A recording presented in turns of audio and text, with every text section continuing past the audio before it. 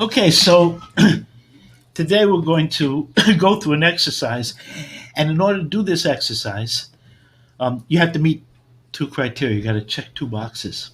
Number one, that you're a left-wing progressive social justice activist, a movement activist. Number one, and number two, that you're considered white. Whether you consider yourself that or not, you are considered white.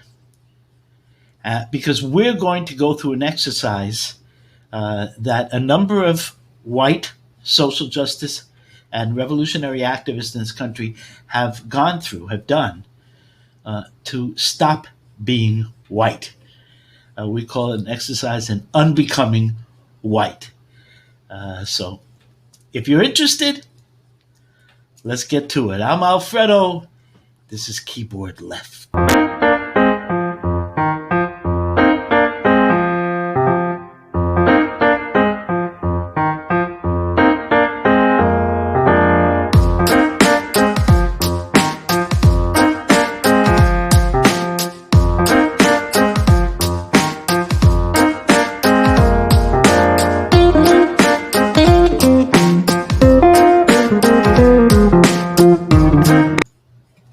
Yeah, this happens all the time, and I'm sure it's happened to you if you meet those criteria I mentioned before.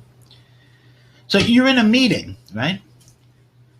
Surrounded, as is now the case, finally, thank heaven, with people of color of all ages, many of them very young, more than half women, because that's what our social justice and revolutionary movement leaderships are like right now. But you're still an important component. You're a white guy, white woman, whatever. And you're in that meeting. And there, the topic of racism comes up. And you are, if you're in that movement, you know that the topic of racism comes up a whole lot. And you are feeling, how would I say it exactly? Uncomfortable with the conversation. You virulently hate racism. And you know that racism is tied to something called white people or the white race. But you're uncomfortable being in the position of being part of that white race. And it's important for you as an activist to examine that. It's important to us all because the bottom line is we need you in this movement. We need your skill, your experience, and your commitment, your courage, your character, your love, all the components that make you a human being. We need those components in our movement. And so, what do we do to address that feeling you're having? The feeling that somehow you can't fully participate in this struggle or this conversation.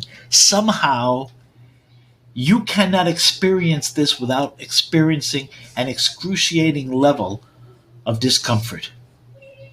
How do we address that? The first thing we need to do is to take a step back and ask, what makes you white? And the answer is fiction. There is no such thing as a white race. There never has been. There never will be. There are people who are of European extraction, as there are people of African extraction. But the reality is most of us here in the United States are of a lot of different extractions, people from a lot of different places. For example, my DNA is a Puerto Rican man. As many of Puerto Ricans are, most Puerto Ricans are at least, I'm 20% African. I am 10% indigenous. And I got some other stuff from Spain and Portugal and places like that. I got some blood from the Netherlands. I don't know where that came from. European and African and indigenous, Indian blood, Taino blood, all mixed in together. And I think that most people in the United States are a lot like that. You're probably like that. You don't know what you have. So, what makes you white? What makes this thing called a white race? What is it that unites white people?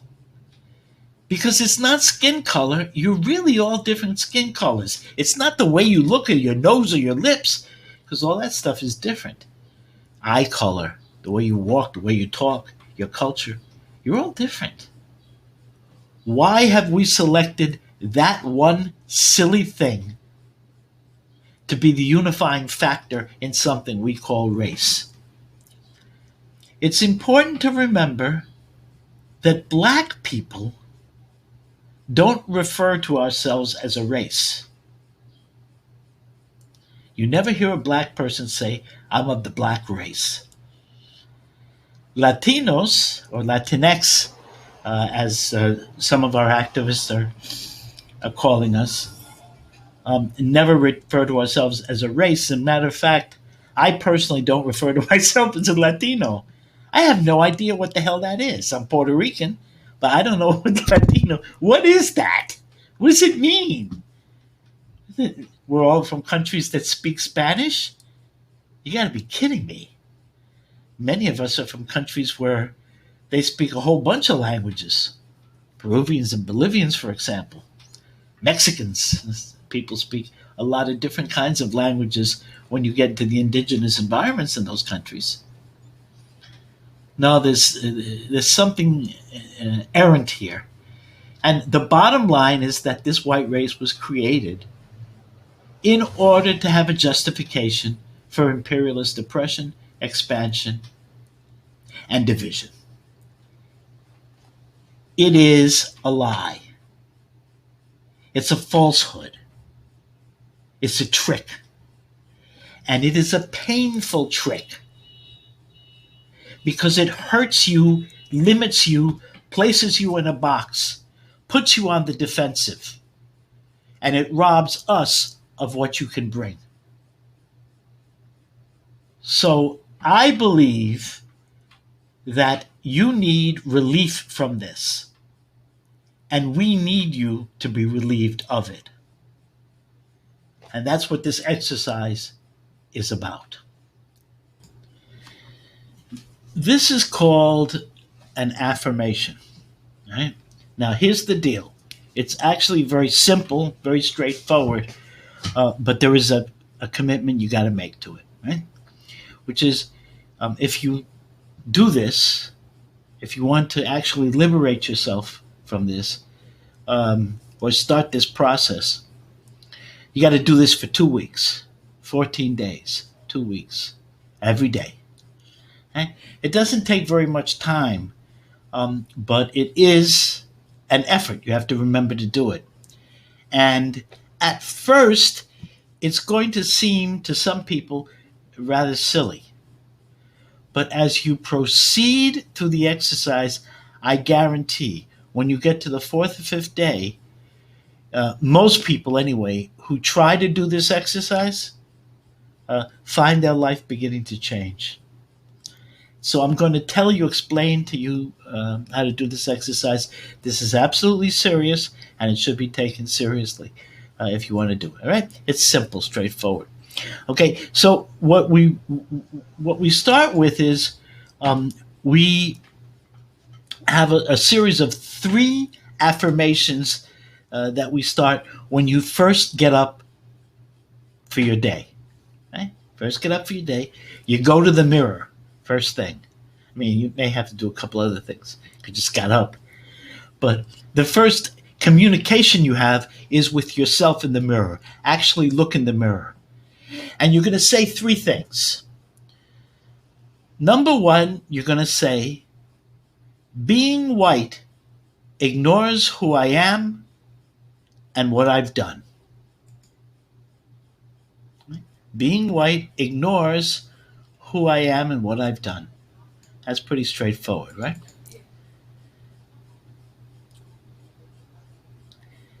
Mean it. Second, being white blames me for an oppressive system I want no part of, and struggle to end.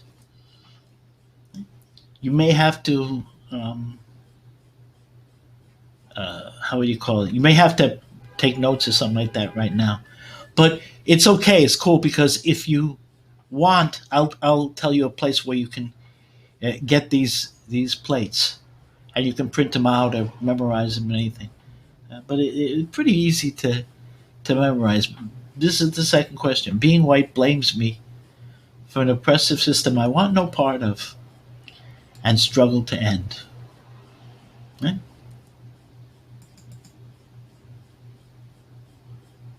Being white blocks all I can accomplish in the future.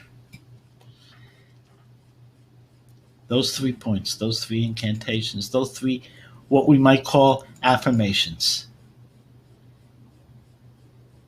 And then the fourth active affirmation. That's why in everything I do, I refuse to be white. Now, people ask the question, if I refuse to be white, doesn't that leave me being nothing? And the answer to that, you'll be able to answer that for yourself, and you need to answer it for yourself. But the answer most people give is, I'm first and foremost a human being. The obvious answer. Most of what you've done in your life that you can be proud of, that it's a real accomplishment, a real contribution, most of that has nothing to do with you being white, being considered white. Not a thing. So we have this morning exercise. Being white negates who I am and what I've done. Being white blames me for an oppressive system I want no part of and struggle to end. Being white blocks all I can accomplish in the future. That's why in everything I do, I refuse to be white. The trick to doing this exercise is to really believe it, to mean it. That's the trick. And so we'll see whether how that works for you. Just try it. That's all I'm saying. Is just try it. And try it. But you got to do it for 2 weeks. The reason why you have to do it for a little bit more protracted level of time than 2 or 3 days, in 2 or 3 days, it's not going to crack through the boundaries or the protections you have. Being white is a state that has been drilled into your consciousness, viciously and vigorously drilled into your consciousness. And so to the point where some people actually, under the illusion that they're proud to be white. You can't be proud of being white. You've accomplished nothing as a white person. As a human being, you've accomplished a vast amount. You are indeed an amazing human being. But that has nothing to do with you being white. And if you were able to divest yourself of that excess baggage, that burden, you could do even more. Who knows what you could accomplish?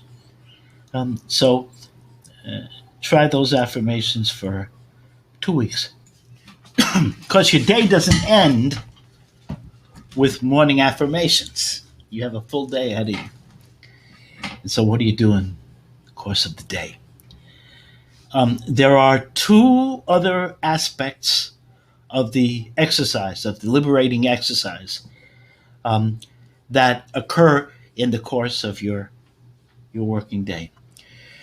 When you start doing the morning affirmations, you're going to find be more and more conscious of the fact that other white people are going to try to align with you in doing things that you're going to begin to see more and more as racist. You probably see some of them already. But ours is a society that is so jam-packed with racist stuff that we people of color have learned to, we don't ignore it. I mean, we take it in, but learn to live with it and deal with it and understand it as normal behavior. Um, and you, as a white person, may not even realize it's happening. But you're going to find if you do the morning stuff for 3 or 4 days, you're going to start to realize that all kinds of really racist stuff occurs during the day that has absolutely no intent behind it. You see, the great majority of racist incidents and occurrences happen because people who do them don't mean to be racist. That's how they occur. They're just not conscious of it. But most racist stuff is not done by people who want to be racist. These are socially imposed behaviors. And the idea for you is to start picking up on those more and more so that you can interrupt them. So during your day, after we do the affirmations, in the second part is the interruptions. And interruptions are very fairly simple. And you don't got to do these all the time. In fact, you know what? This is something you can learn from us, people of color. We don't do them most of the time. We don't interrupt racism most of the time. We let it slide. We let it go past. We blink our eyes. We say, oh, well, that's the way the ball bounces. It can happen. It does happen. You can't fight you can't fight a battle every time there is an offensive situation, statement, or attitude reflected in conversation or behavior. You can't do it. So you got to take that to heart. But there's times you just can't. You want to do at least once or twice a day, if possible, an interruption. And the interruption is very simply somebody says something that you consider to be racist, and you say, you know what, I got to tell you, I don't consider myself part of some white race. I consider myself a human being. And I think that some of the stuff going on here may be racist. You can make it clear. I'm not criticizing anyone. I'm not attacking anyone. But I don't want to be part of that. Because I don't consider myself a white person. I consider myself a human being. Be careful who you say that to. You could end up getting smacked in the face or something. People get all bent out of shape behind that stuff. And you'll see, that's a big lesson. See how white people react to that. That's a huge lesson. Boy, some of them just switch personalities, go bonkers, because it's so painful to hear. It's so scary. That confrontation is scary for people. You go ahead and do it once or twice a day. See what happens. In matter of fact, you don't even have to do it when you encounter a racist incident. You don't got to do it. You're in the normal conversation with your friends and associates. You can come up to them, take them one at a time, and just casually say, I've been doing this exercise to try to stop being white. Just do it like that. You'll love this. You'll have so much fun. I've been working on this. I'm in the process of unbecoming white. See what their reaction is. In many cases, after an initial defensive reaction or dismissive reaction, they're going to show a lot of interest. And you can pass along the method. But at the very least, that's called interruption. Listen, if you do that, it makes the whole thing worth it. You'll feel so good about yourself. You really will. You'll feel wonderful about yourself. Get to reward yourself after dinner, right before you start watching your evening television, whatever you want, right before going to bed, whatever you want. You get to reward yourself with what we call an evaluation. And the valuation is you go to the mirror again. Remember the mirror? Say, today I freed myself from the white race trap by, and you explain what you did during the day. You revisit it briefly. Hey, it's not important how you say it. What's important is that you think about it. But do this, this evaluation. It's really, really, really critically important. Today I freed myself from the white race trap by, and there are your steps. You're finished. In the morning, you do your affirmations. Then you do interruptions or your declaration, whichever way you want to call it. And then finally, your evaluation. That's all that the entire exercise involves. Every day for 2 weeks, I want to hear how you're doing, and I want to hear what the reaction is. I particularly want to know if it has made a change. And so I'm Alfredo at mayfirst.org. That's my email address. Just email me there.